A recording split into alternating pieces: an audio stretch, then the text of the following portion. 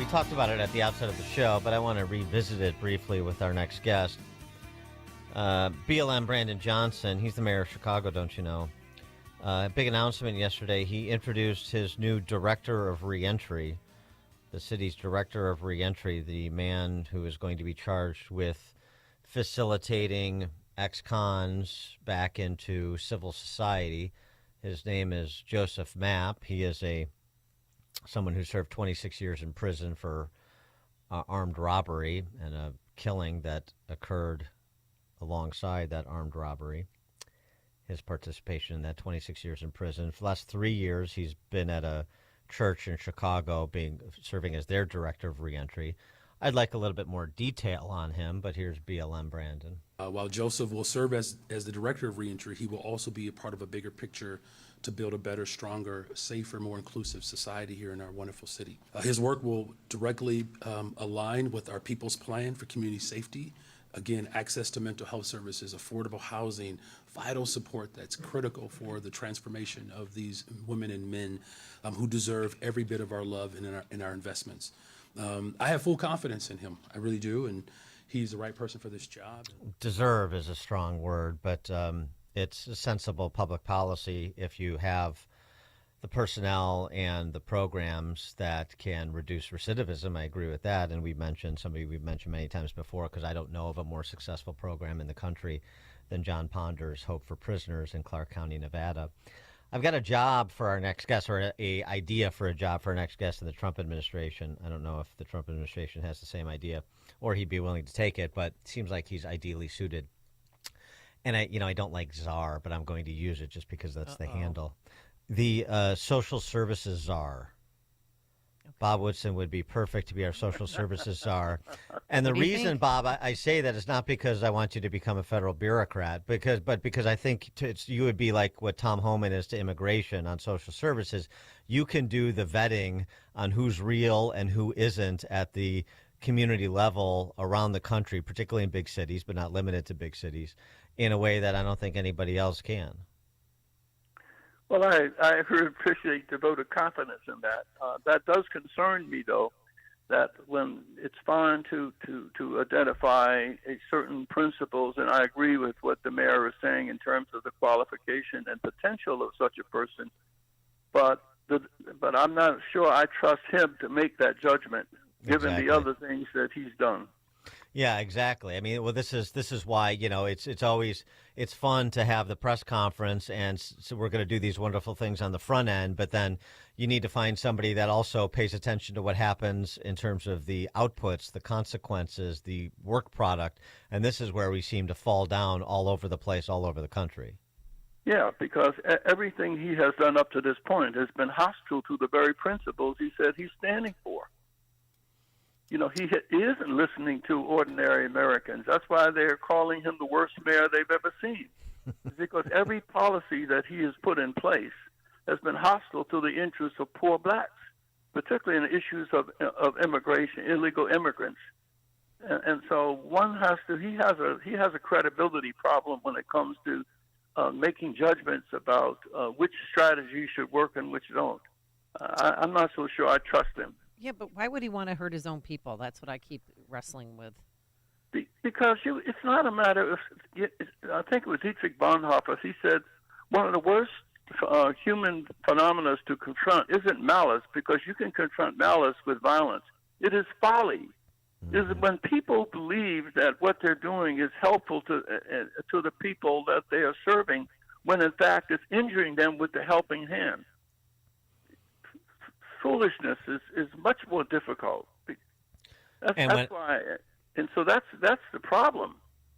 Right, and it's layered into a particular ideology too, and these are ideologues that we're dealing with. You talk about solutionists that exist in Bob Woodson's universe, and politicians like Brandon Johnson are the opposite. These are rigid ideologues, and so they are just lashed to the mast of their ideology, regardless of consequence.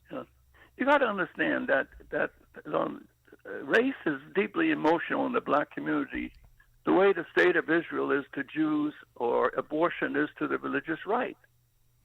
It's deeply emotional. It's very difficult to appear to be in opposition to these and then make your case.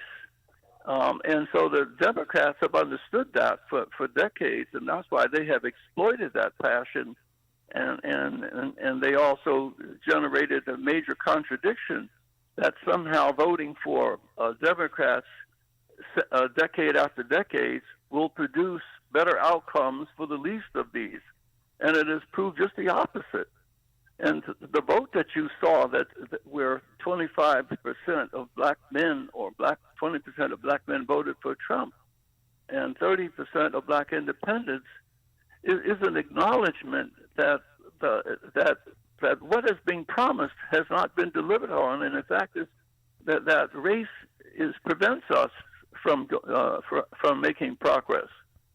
And but then the Achilles heel of conservatives is race and poverty. They have not spoken to that issue in an effective way, but with a few exceptions around it.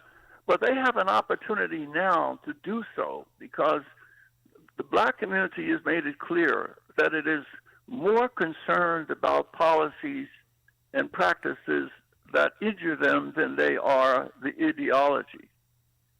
And so they are open now, but conservatives have got to respond, and you can't respond with just policies. Conservatives look at policy as being upstream and mediating structures as downstream. That's got to change. They got to put at forefront what objective circumstances are improving the lives of the least of these, and then organize policies around those practices. Yeah, I read your piece in the Hill about this. I think it's, and I want you to develop it a little bit more here. Because I get the sense, I agree with you. I get the sense that there's a lot of celebration about the progress that was made by Trump and Republicans to a general extent with black voters, minority voters, people in the lower rungs of the socioeconomic ladder. But then you worry we're resting. Then they're going to rest on their laurels, and we're not going to consummate the opportunity that's been presented. And so those mediating structures you talk about, this goes back to what I was saying at the outset. How do we zero in on those players and those organizations in communities around America that have a track record of turning people's lives around, of helping people lift themselves out of poverty and addiction and other societal afflictions? I would like to see Elon Musk and them turn and maybe reach out to us. We can bring 30 such grassroots leaders from Indian reservations, from the barrios, from low-income white communities to black communities. Corey Brooks would be among a prominent example. Mm-hmm. Over the last 43 years, the Woodson Center has worked with 3,000 grassroots leaders in 39 states of all racial and ethnic groups. And these are some of the most toxic, violent communities in the country, and yet these healing agents have been able to reduce violence. In Racine, Wisconsin, this past year, our Voices of Black Mothers United, working with the police, created a peace where there were no homicides for over 6 months. And so there are other examples of where islands of excellence have been created. But what this administration needs to do is reach out to this network of grassroots healing agents and let them advise them as to how to best meet the needs of these groups. They're not asking for any government programs, but if you're for a limited government, and I am, you've got to be for strong mediating institutions. You can't just define yourself by what you're against. You got to talk about what you're for. 100%. And, it'd be interesting. It could be a moment, too, where you bring, there's something that the Trump or the Trump administration can lead. Bring all these people that you've profiled and highlighted, that you've worked with, that you talk about, that you highlight more in your piece in the Hill. Reverend Charlene Turner Johnson out of Highland Park, Michigan. Candace Freeman, founder of Way to Live. I'm not. She didn't tell me where. You didn't write in terms of where her location is, but just so many people like that. Bringing them together from around the country, and you can be the conduit to that with the philanthropic donor class that is conservative leaning, and making the introductions.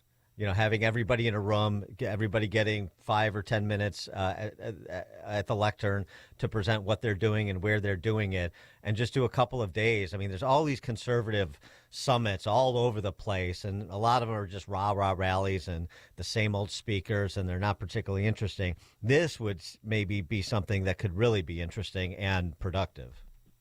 It really did. We talk about that. We've done this in some cities. In San Antonio many years ago, I brought together 7 funders and 13 grassroots leaders. And as a consequence, one of those donors stepped up and donated $1 million toward the construction of Al Cry Nevadio's residential facility. And 2 local Christian donors helped put up $2.3 million. They built a brand new facility, residential facility, in the middle of a low-income Hispanic neighborhood. And there's an example of what I call the Pharaoh-Joseph partnerships. And that's the foundation upon which the center operates. We look at the biblical Joseph and Pharaoh. Pharaoh reached across racial and ethnic lines to empower a 31-year-old uneducated Hebrew shepherd. And together they helped Egypt, fed the world. And I still think that same coalition of partnership, that's what the center is promoting around the country now, that we need to have a Joseph Pharaoh partnership evolve that will define civic restoration in America. Because all of my grassroots groups around the country are operating on the founding principles of America, of self-determination, love of God, love of country, love of neighbor. That's the foundation upon which they've been able to redeem individuals and restore communities. And they're just waiting there, as you say. If the Democrats spent $1 billion in 3 months, there's enough private sector dollars. If we take a fraction of that, as you say, and bring them together and invest them in these grassroots leaders, America could be a social revolution the way I identify in Eastern Europe. That's how communism fell. Chapter 77 in Czechoslovakia, solidarity in Poland, and because these grassroots groups delivered services to people more effectively than the government did, and as a consequence, they won their loyalty, and these loyalties translated into votes. If the conservative movement was serious, that they would then not just win elections based upon conservative principles, but they need to develop a governing platform on these values. And that's what they haven't done. And it's because it's a lot easier to point at particularly a government as big as ours and talk about what we shouldn't be funding. And that's a worthy conversation, but we don't spend very much time talking about what we should be funding. Exactly. And with partnerships, grassroots people are radical pragmatists. That's their operating philosophy. They're cardiac Christians, as I am, and their political philosophy is radical pragmatism.